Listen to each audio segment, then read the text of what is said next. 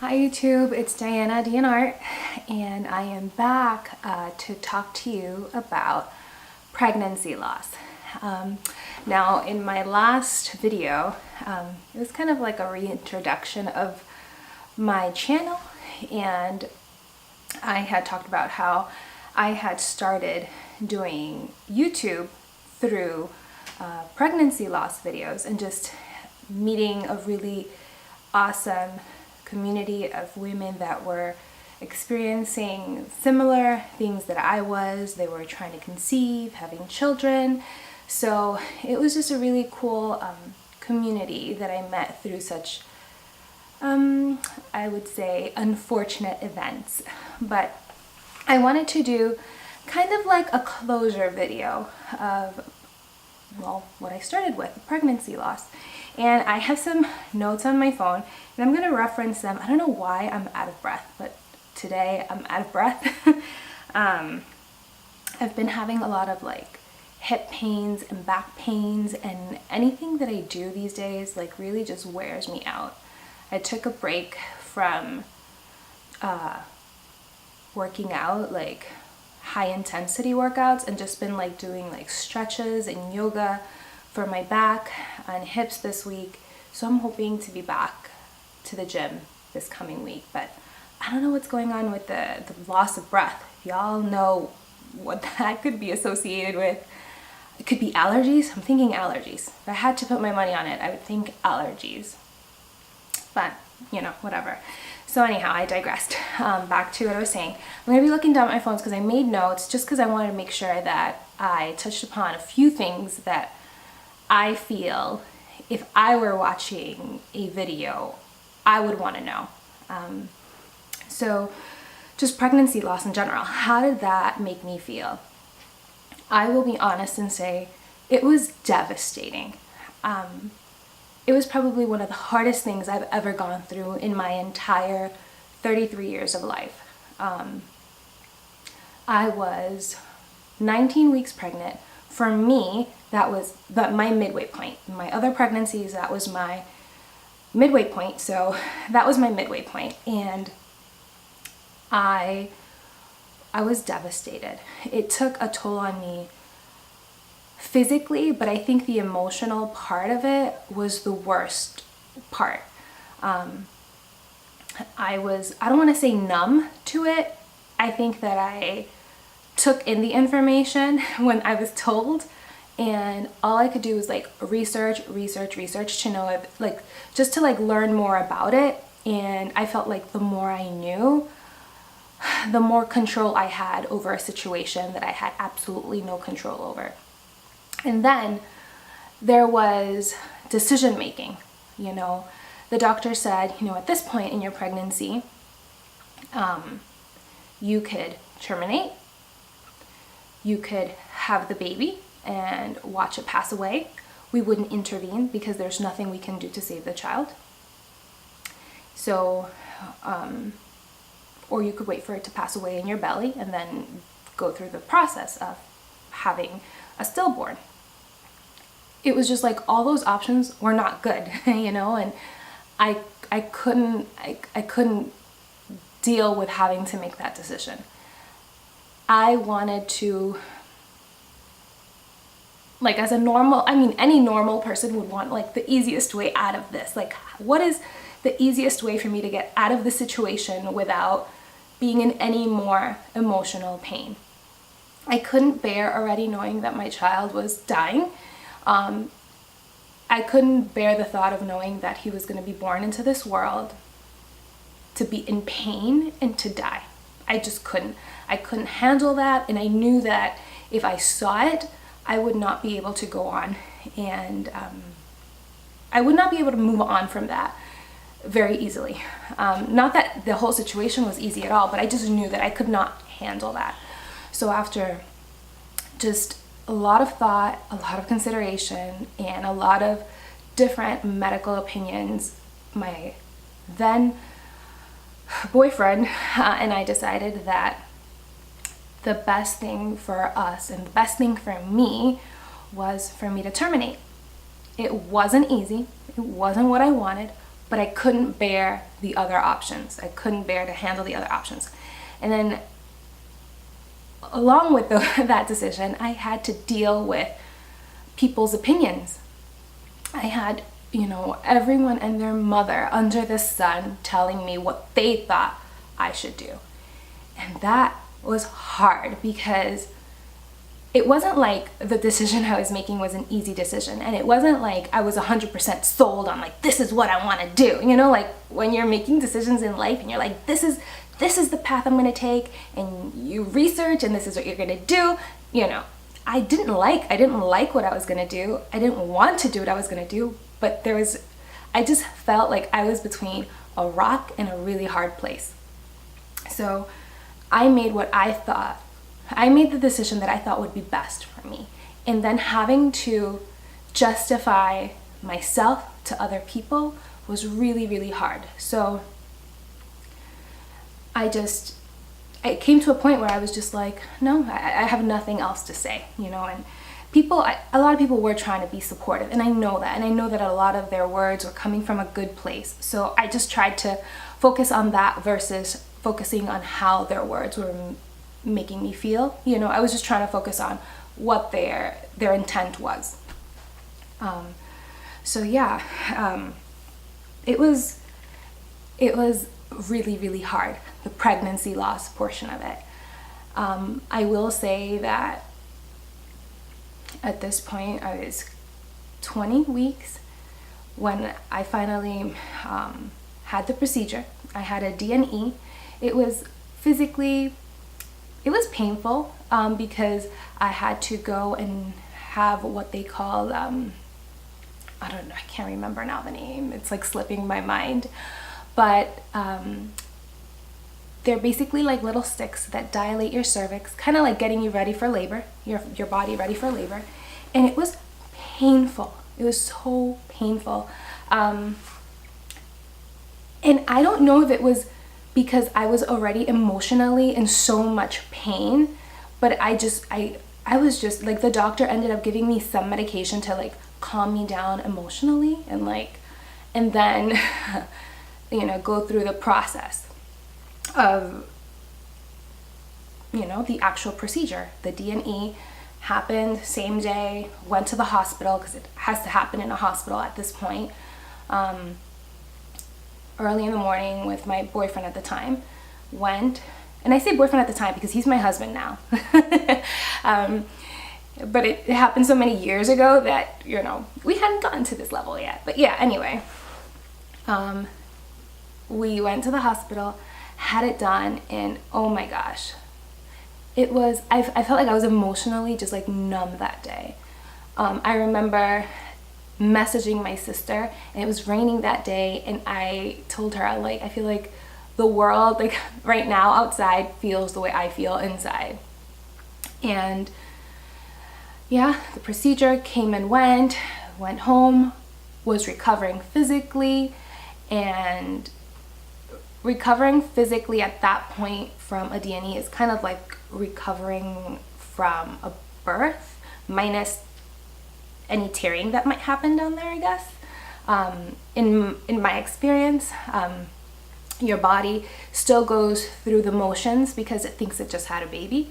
So my breasts were engorged. I was producing milk. My body. I went through the whole 6 weeks of recovery, basically postpartum recovery minus the baby. So that was really hard. I ended up going to therapy and just talking a lot to my husband. I was just talking and talking and talking to him. I was doing so much reading, and the best part for me was finding the YouTube community and just started doing videos. And that was like my little outlet from the world, because I felt like no one really understood what I was going through. And yeah, shortly after that, I want to say maybe 3 months, I wanted to get pregnant. I feel like if one thing for sure came from that experience was, oh my God, I really wanted to be a mother. I knew for sure, like when I first got pregnant that time, I was like, oh my God, it was a surprise. I didn't know, you know, and I didn't know what I would be like as a mom. And then when I lost it, I realized, oh my God, how much I wanted it. So we decided, my husband and I, that we were going to give it a try. 3 months later, after I felt like I was physically recovered, we went ahead and tried and got pregnant basically on the first try. And that was with Jackson's pregnancy. And I actually recorded that little journey on YouTube as well. It was, to be honest, pregnancy after loss is nerve-wracking. I didn't announce that I was pregnant to anyone.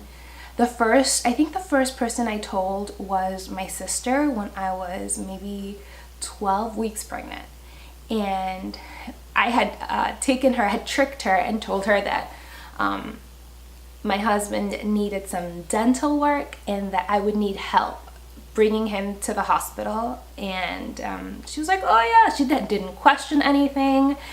And when I brought her in, they called my name and she was a little confused. And then when she realized they were doing an ultrasound, she freaked out. And a good freak out. They had done, at that point, they were doing like the NST test. Or I don't remember. But it was like the nuchal fold test to rule out any like abnormalities at that point in the pregnancy. And it was a little nerve-wracking, but I was super happy about it at that point. But this is the thing. I didn't tell anyone else that I was pregnant. Oh, my cousin knew. There's some people that were close to me that knew. Tell anyone else that I was pregnant until I was close to 5 months. I was like 20 weeks pregnant when I told everyone else that I was pregnant. Actually, no, was it 17 weeks? I can't remember, but it was like late in the game. I told people when I was like almost midway into my pregnancy that I was pregnant. And it was rough. Like, people were like, why didn't you say anything? Sorry, it's my phone. People were like, why didn't you say anything? And I'll be honest, the reason why I didn't say anything was because I was scared as hell. Like, I was terrified. I felt like everything in the book that could go wrong was gonna go wrong. Like, I was surprised that I had gotten to that point. And to be honest, it's really windy out there. To be honest, after that like 19 week mark when I went through the pregnancy loss with my other baby, I felt like every week thereafter was like, oh my God, I'm waiting for doomsday. I am waiting for the bad news. I'm waiting for something to be wrong with this baby because something's gonna be wrong with this baby. I knew it. I was just so anxious. I was done. And like every day, this poor child, I had a Doppler, I had a fetal Doppler, and I had to listen to this kid's heart every day. I would like drink orange juice. I would poke my belly, shake my belly to make sure he was moving. I was a nervous wreck. Pregnancy after a pregnancy loss. I'm not gonna say it sucks because it's amazing, but I wanna say that you're no longer naive to all the things that could happen. So it was definitely nerve-wracking for me, I would say. And I can't remember exactly at what point because Jackson's gonna turn 8 years old in July. It's been that long. I can't remember exactly at what point it got better, but I would say that I don't think it ever did until I had him in my arms. The anxiety was fierce. Like, I'm telling you, little triggers would make me feel like doomsday was coming. Like, I felt like if I didn't do certain things a certain way, something bad was going to happen in my pregnancy. So it was a really, really tough time. Even though I was smiling on the outside, on the inside, I was a nervous wreck. And then I had him. Jackson's labor and delivery was traumatic, to say the least. I guess at like 9 centimeters or something like that, I ended up having to have an emergency C-section because his cord was wrapped so tightly around his neck that anytime he would go down into the birth canal, his heart would stop. So it was a very traumatic birth. I didn't get to see him be born. I was put to sleep because there was just no time. I didn't see my baby for maybe 4 or 5 hours until like after the birth.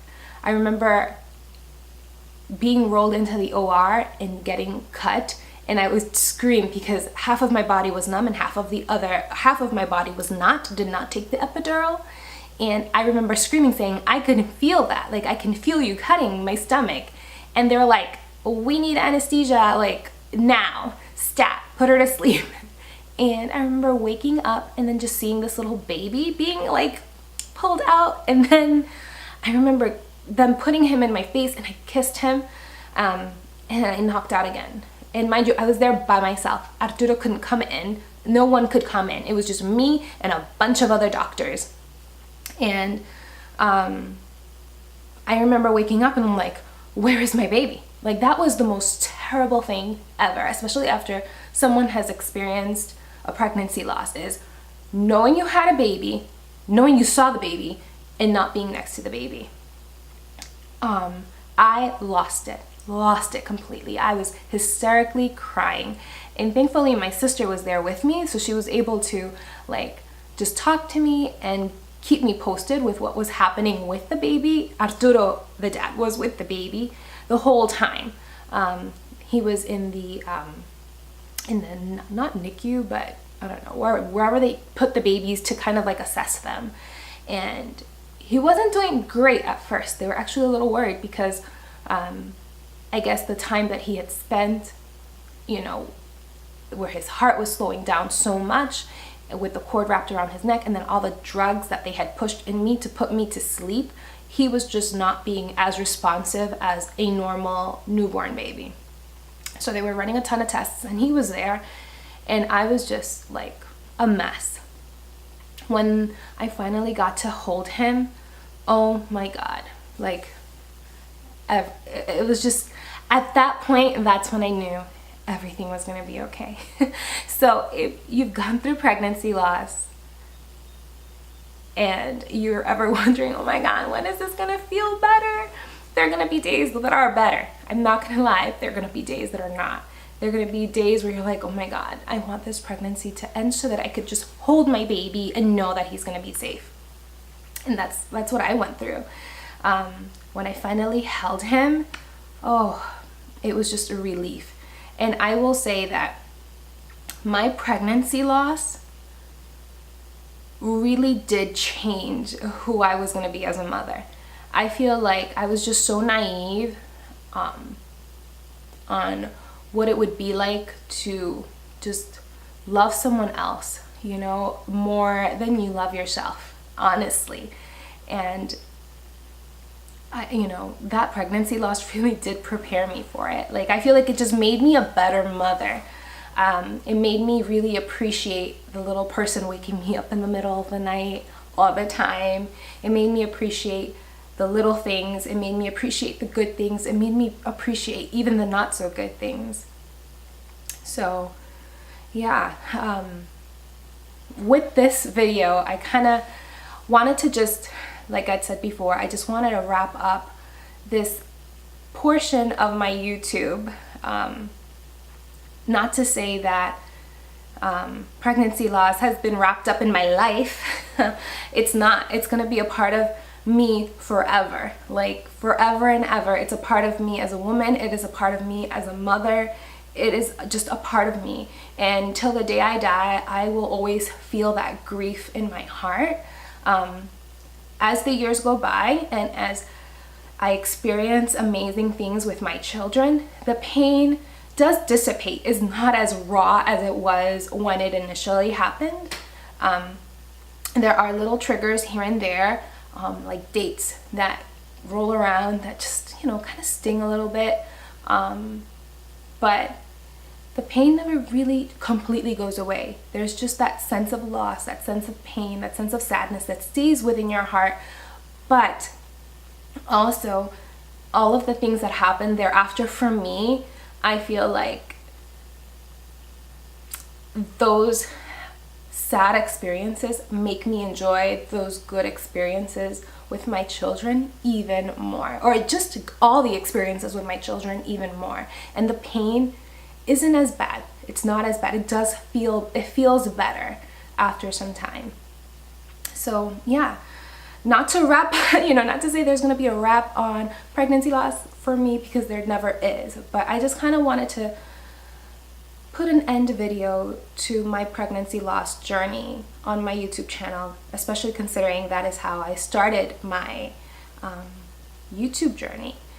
I look forward to making more videos with different content.